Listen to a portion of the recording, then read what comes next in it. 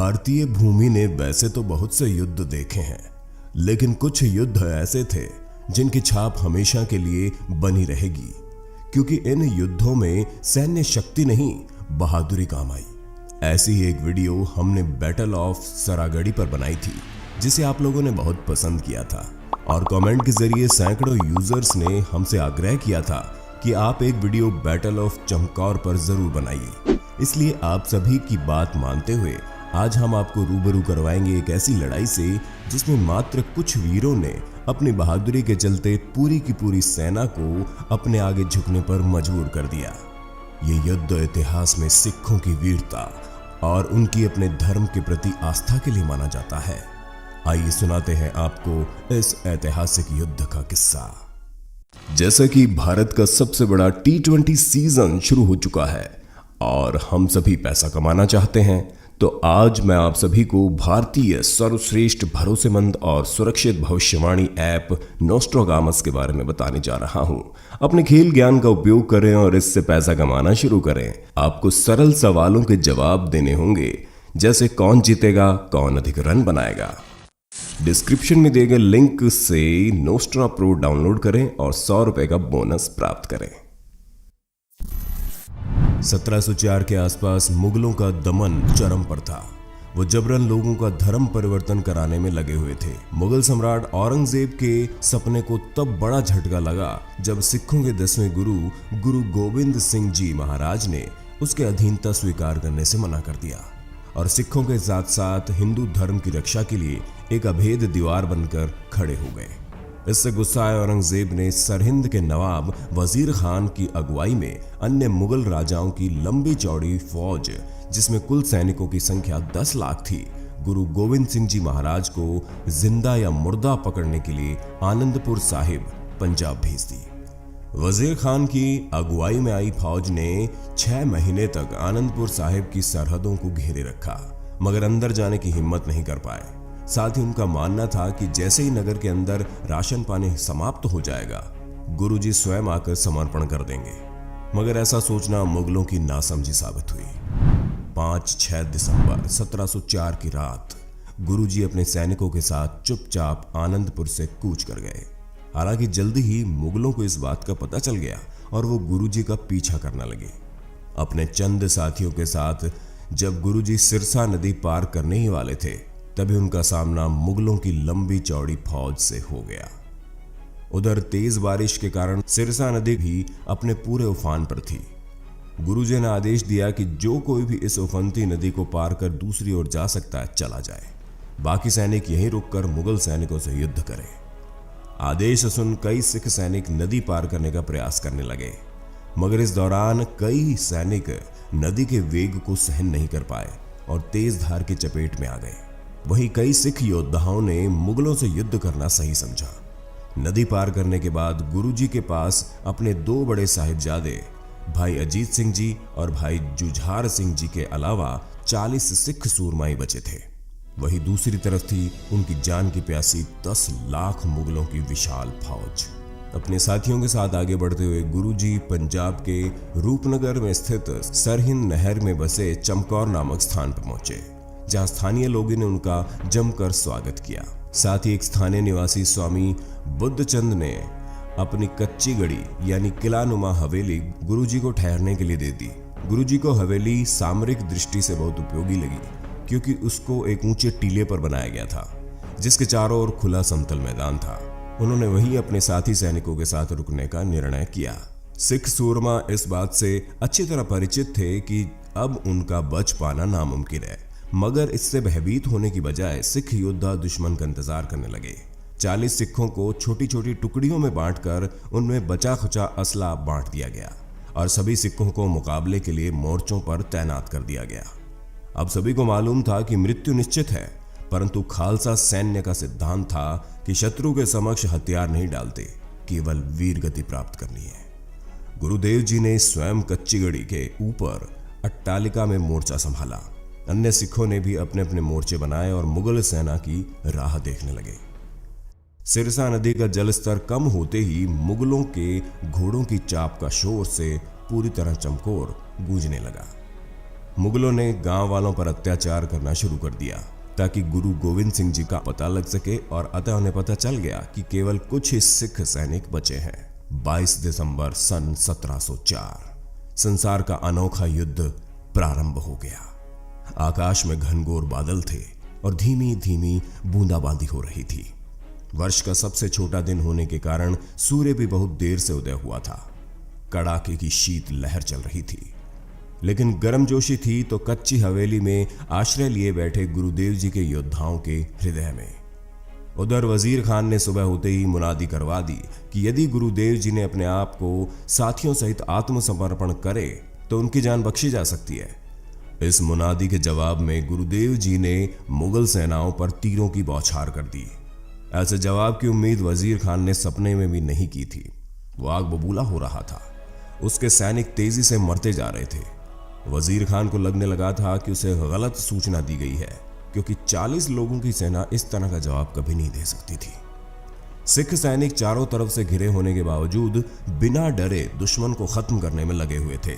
चूंकि मुगल सैनिक संख्या में बहुत ज्यादा थे, इसलिए सिखों के तीर जल्दी खत्म हो गए। ऐसे में मुगलों को एक पल के लिए लगा कि वो अब जीत जाएंगे। एक तरफ जहां 10 लाख मुगल सैनिक थे तो वहीं दूसरी ओर मात्र 40 सिख योद्धा, गुरुजी और उनके 2 साहिबजादे। गुरुजी ने रणनीति बनाकर 5-5 सिख सैनिकों का जत्था मुगलों से लड़ने के लिए किले से बाहर भेजना शुरू कर दिया। पहले जत्थे में भाई हिम्मत सिंह जी ने अपने बाकी के 4 साथियों के साथ मैदान में उतर गए। गुरुजी स्वयं भी किले की ड्योढ़ी से मुगलों पर तीरों की बौछार करने लगे। तभी मुगल लाहर खान ने सीढ़ी लगाकर गड़ी पर चढ़ने का प्रयास किया, किंतु गुरुदेव जी ने उसको वहीं बाण से भेद कर चित कर दिया।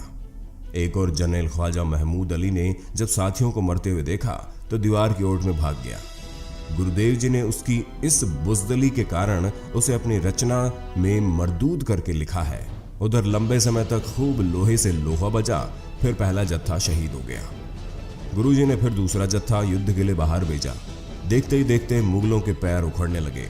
उनमें अजीब सा डर घर कर गया। हर किसी की समझ से बाहर था कि कैसे मात्र 40 सिख 10 लाख की फौज से लोहा ले सकते हैं। इस जत्थे ने भी आगे बढ़ते हुए शत्रुओं के छक्के छुड़ाए और उनको पीछे धकेल दिया, और शत्रुओं का भारी नुकसान करते हुए स्वयं भी शहीद हो गए। इस प्रकार गुरुजी ने रणनीति बनाई और 5-5 के जत्थे बारी बारी रण क्षेत्र में भेजने लगे। जब 5वां जत्था शहीद हो गया, जल्दी ही शाम घिर आई। गुस्साए वजीर खान ने अपने साथी हिदायत खान, फुलान खान, इस्माइल खान, असलम खान, जहान खान, खलील खान, भूरे खान को किले के भीतर चलने का आदेश दिया।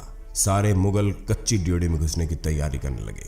खबर पाकर सिख सैनिकों ने गुरुजी से उनके पुत्रों सहित ड्योढ़ी से निकल जाने का आग्रह किया, क्योंकि इतना बड़ा हमला रोक पाना मुश्किल था। इस पर गुरुजी ने कहा कि तुम सारे मेरे साहिबजादे यानी पुत्र ही तो हो, मैं तुम्हें छोड़कर नहीं जा सकता। इस पर उनके बड़े साहिबजादे भाई अजीत सिंह ने गुरुजी से युद्ध स्थल में जाने की आज्ञा मांगी। सैकड़ों मुगलों को मौत के घाट उतारने के बाद भाई अजीत सिंह भी शहीद हो गए। उसके बाद भाई जुझार सिंह ने रणभूमि में मोर्चा संभाला। वो भी दुश्मनों के लिए काल साबित हुए और बाद में उन्हें भी वीरगति प्राप्त हुई। उस समय बड़े साहिबजादे अजीत सिंह 18 साल के थे, जबकि छोटे साहिबजादे भाई जुझार सिंह की उम्र मात्र 14 साल की थी। गुरु साहब ने दोनों साहिबजादों को शहीद होते देख अकाल पुरख ईश्वर के समक्ष धन्यवाद, शुक्राने की प्रार्थना की और कहा, तेरा तुझको सौंपते क्या लागे मेरा। शत्रु अपने घायल अथवा मृत सैनिकों के शवों को उठाने के चक्रव्यूह में फंस गया। चारों ओर अंधेरा छा गया। मुगल सेनाएं पीछे हटकर आराम करने लगी। इस समय गुरुदेव जी के पास 7 सिख सैनिक बच रहे थे और वह स्वयं कुल मिलाकर 8 की गिनती पूरी होती थी। जल्दी ही बचे हुए सिख सैनिकों ने गुरुजी से पुनः वह स्थान छोड़ने का अनुरोध किया ताकि गुरुजी वहां से सुरक्षित निकल आगे की रणनीति बना सके। गुरुदेव जी तो दूसरों को उपदेश देते थे, जब आव की आउद निदान बने, अति ही रण में तब जूझ मरो। फिर भला युद्ध से वो स्वयं कैसे मुंह मोड़ सकते थे। गुरुदेव जी ने उत्तर दिया, मेरा जीवन मेरे प्यारे सिखों के जीवन से मूल्यवान नहीं। ये कैसे संभव हो सकता है कि मैं तुम्हें रणभूमि में छोड़कर अकेला निकल जाऊं? मैं रण क्षेत्र को पीठ नहीं दिखा सकता। अब तो स्वयं दिन चढ़ते ही सबसे पहले अपना जत्था लेकर युद्ध भूमि में उतरेंगे। गुरुदेव जी के इस निर्णय से सिख बहुत चिंतित हुए। वे चाहते थे कि गुरुदेव जी किसी भी विधि से यहां से बचकर निकल जाए, ताकि लोगों को भारी संख्या में जुटाकर पुनः संगठित होकर मुगलों के साथ दो हाथ कर सके। सिख भी वो मन बनाए बैठे थे कि सतगुरु जी को किसी भी दिशा में शहीद नहीं होने देना। वो जानते थे कि गुरुदेव जी द्वारा दी गई शहादत इस समय पंथ के लिए बहुत हानिकारक सिद्ध होगी। अतः भाई दया सिंह जी ने एक युक्ति सोची और अपना अंतिम हथियार आजमाया। पुनः गुरुदेव जी के पास गए और कहने लगे, गुरु जी, अब गुरु खालसा पांच प्यारे परमेश्वर रूप होकर आपको आदेश देते हैं कि कच्ची गढ़ी आप तुरंत त्याग दें और कहीं सुरक्षित स्थान पर चले जाएं, क्योंकि इसी नीति में पंथ खालसे का भला है। गुरुदेव जी ने पांच प्यारों का आदेश सुनते ही शीश झुका दिया और कहा, मैं अब कोई प्रतिरोध नहीं कर सकता, क्योंकि मुझे अपने गुरु की आज्ञा का पालन करना ही है। गुरुजी ने उनसे वादा लिया कि वो रणभूमि में अपनी जान लड़ा देंगे मगर हार नहीं मानेंगे। इसके बाद उन्होंने वहां से 2 सैनिकों के साथ निकलने का निर्णय लिया। दुश्मन को चकमा देने के लिए गुरुजी ने अपने समान दिखने वाले भाई जीवन सिंह को अपना मुकुट और पोशाक पहनाकर ड्योढ़ी पर चढ़ा दिया, ताकि दुश्मन को उनके वहां से निकल जाने का पता न लगे। लाखों हजारों शवों में बस 35 शव ही सिख सैनिकों के थे। वहीं मुगल फौज का लगभग सफाया हो चुका था। गुस्साए मुगलों ने किले पर धावा बोला। वहां मौजूद सिख सैनिकों ने उन्हें करारा जवाब दिया। असंख्य शत्रु सैनिकों के साथ जूझते हुए अंदर के 5 सिख वीरगति पा गए। इस युद्ध में मुगलों पर ये 40 सिख इस कदर भारी पड़े कि उन्हें इनके सामने सर झुकाना ही पड़ा। मुगल सत्ताधारियों की ये एक करारी चपत थी कि कश्मीर, लाहौर, दिल्ली और सरहद की समस्त मुगल शक्ति 7 महीने आनंदपुर का घेरा डालने के बावजूद भी ना तो गुरु गोविंद सिंह जी को पकड़ सकी और ना ही सिखों से अपनी अधीनता स्वीकार करवा सकी। सरकारी खजाने के लाखों रुपए व्यय हो गए। हजारों की संख्या में मुगल फौजी मारे गए, परंतु मुगल अपने लक्ष्य में सफलता प्राप्त न कर सके। औरंगजेब ने गुरुजी के समक्ष घुटने टेक दिए और मुगल शासन का भारत से नाम मिट गया। उस समय औरंगजेब ने गुरु गोविंद सिंह जी से पूछा था कि कैसे उन्होंने यह सब किया, कैसे 40 सिखों ने 10 लाख मुगल फौजियों को हरा दिया। तब गुरुजी ने जफरनामा अर्थात विजय पत्र द्वारा मुगल शासक औरंगजेब को लिखा था, उनका एक एक सिख अपने दुश्मन के लिए 1.25 लाख के बराबर है। चिड़ियों से मैं बाज लड़ाऊं, गीदड़ों को मैं शेर बनाऊं, 1.25 लाख से 1 लड़ाऊं, तभी गोविंद सिंह नाम कहाऊं। पंजाब के रूपनगर से 15 किलोमीटर दूर स्थित चमकौर नामक स्थान सिख इतिहास की शौर्य गाथा का जीवंत उदाहरण है। यहाँ के प्रसिद्ध राजा विडी चंद बाग में ऐतिहासिक गुरुद्वारा श्री कतलगढ़ साहिब स्थापित है, जो चमकौर के युद्ध में शहीद हुए सिख सैनिकों को समर्पित है। इसके अलावा यहाँ कई अन्य गुरुद्वारे भी हैं। इंटरनेट के जमाने में आज ये सब जानकारी एक क्लिक पर उपलब्ध है।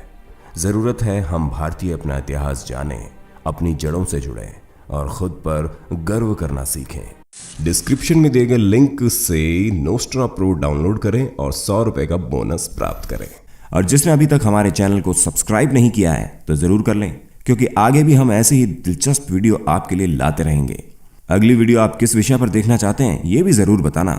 जिस विषय के बारे में सबसे ज्यादा कमेंट मिलेंगे अगली वीडियो उसी पर आएगी। जय हिंद।